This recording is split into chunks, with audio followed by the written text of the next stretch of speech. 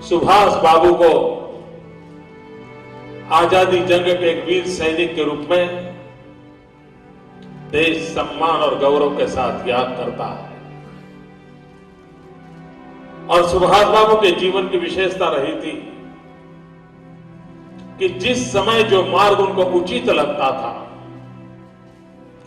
जिस समय जिस मार्ग से सिद्धि हासिल हो सकती है, उस मार्ग पर जाने से कभी वो कतराते नहीं थे। उन्होंने महात्मा गांधी के साथ भी काम किया और सशस्त्र क्रांति का रास्ता भी चुना। हिंदुस्तान के सार्वजनिक जीवन में सुभाष बाबू जैसा ऐसा व्यक्तित्व तो बहुत कम मिलता है कि जिन्होंने जीवन का काफी समय अहिंसक आंदोलन के साथ गुजारा हो,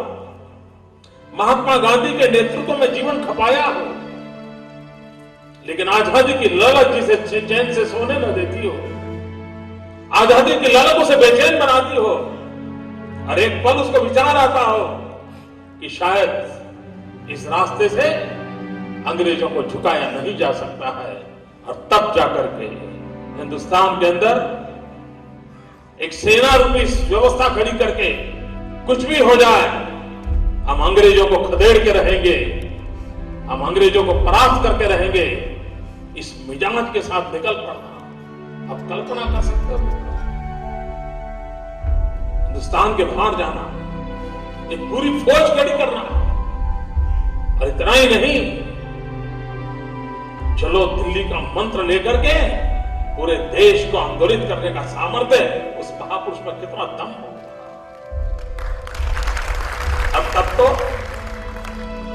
किसी भी नेता की आवाज पहुंचाने के लिए इतने साधन भी उपलब्ध नहीं थे, न टीवी थे, न इतने अखबार थे, लेकिन जन जन तक उनका सामर्थ्य था कि लोगों तक पहुंचता था। आज भी हिंदुस्तान का छोटा सा भी बालक अगर ये कहा जाए कि चलो दिल्ली, इतना कहते ही उसके चेहरे पर, उसकी स्मृति पलट पर सुभाष बाबू की याद आना बहुत स्वाभाविक होता है। अगर कोई कहे तुम मुझे खून दो मैं तुम्हें आजादी दूंगा, तो तुरंत सुभाष बाबू की याद आती है। यानी जन जन के दिल में किस प्रकार से जगह बनाई होगी, इसका हम अंदाज कर सकते हैं।